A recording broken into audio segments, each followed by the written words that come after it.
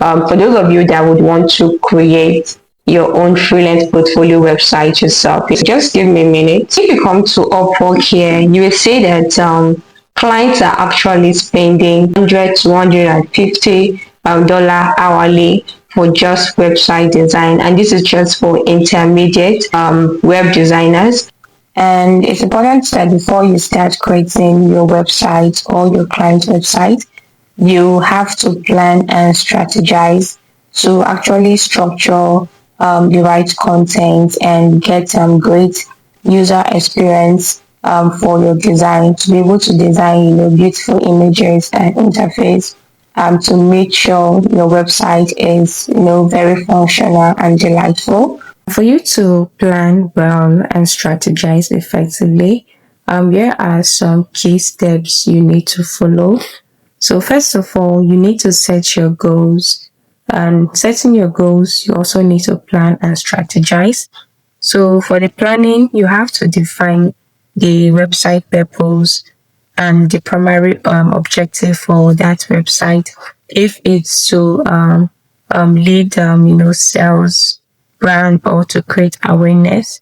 And you also have to, for the strategy, you have to turn this objective, that is the objective you got from your planning, into smart goals. So you have to be very specific. You have to be measurable, achievable, relevant, and time bound. Secondly, you need to understand your audience. So to understand your audience, you need to identify who is your target audience and what are their needs. And you also need to understand their demographics, their preferences, and online behavior. And so that you can actually tailor your website to their specific needs. Then thirdly is the content strategy. So for the content strategy, you need to structure the website content and information hierarchy, and plan the content that is valuable, engaging, and optimize both user and search engine. So you need to know how to carry out some keyword research. SEO, you need to be good with SEO. Then the fourth step is you need to carry out a competitive analysis. This is actually optional. You need to research competitors' websites. That is, look at maybe your client wants to design a website for a clothing brand. What you need to do is to go online and search for other clothing brands and websites. So from there, you will be able to know how to structure your own website. Then you also have to analyze the competitors' strengths and their weaknesses to identify opportunities and also differentiate your website. So doing this will actually help you know how to make your website, more better than your client's competitors' website, and also know how you will be able to make yours different from theirs. Then fifthly, you need to understand the website structure and design.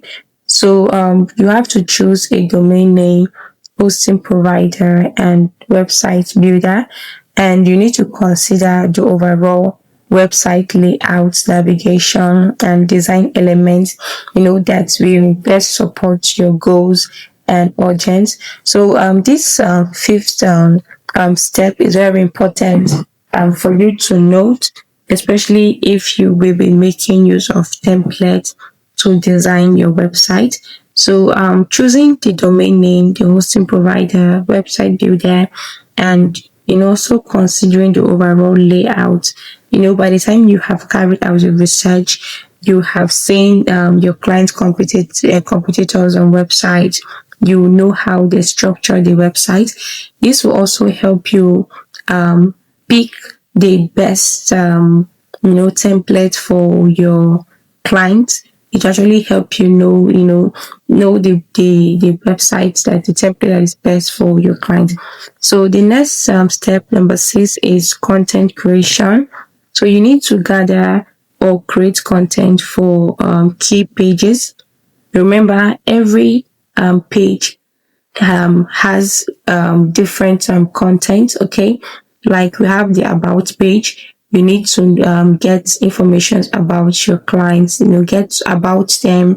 They should actually provide that information for you. You need to, if the client wants a price page, so you need to know the prices for each product, and just gather so much information that you can actually get for your clients, so that you'll be able to get the best content for each page. So the next step is testing and optimizing. So test the website functionality. If it's actually functional, then you want to continuously monitor the website performance, analyze data, and make adjustments to improve user-friendly experience and achieve goals. So this is also something you can get from making use of free template and premium template. So you always need to monitor your website health, and just make some changes if it's for you to add new pages or to delete old pages, and a lot more. Okay, so the goal for this course is to get you to the point where you can build simple websites yourself, perhaps even start charging for them. It's very advisable for you to make use of free templates. There are a lot of free templates out there that you can use for your website. Then by the time you are ready to go into the market, then you can actually make use of premium templates, premium themes, okay? So the only thing I advise you to do is to actually purchase a domain name and a hosting platform. There are actually free hosting platforms out there, but you are actually going to have some limitations.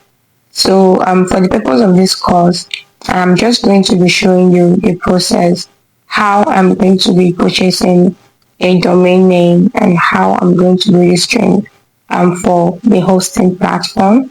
And it's also important for you to note that once you want to design a website for a client, you don't make use of your details, okay? You have to make use of your client's details, that is their emails. So it's very important for you to make use of active email and don't just create a new email to create a website for them.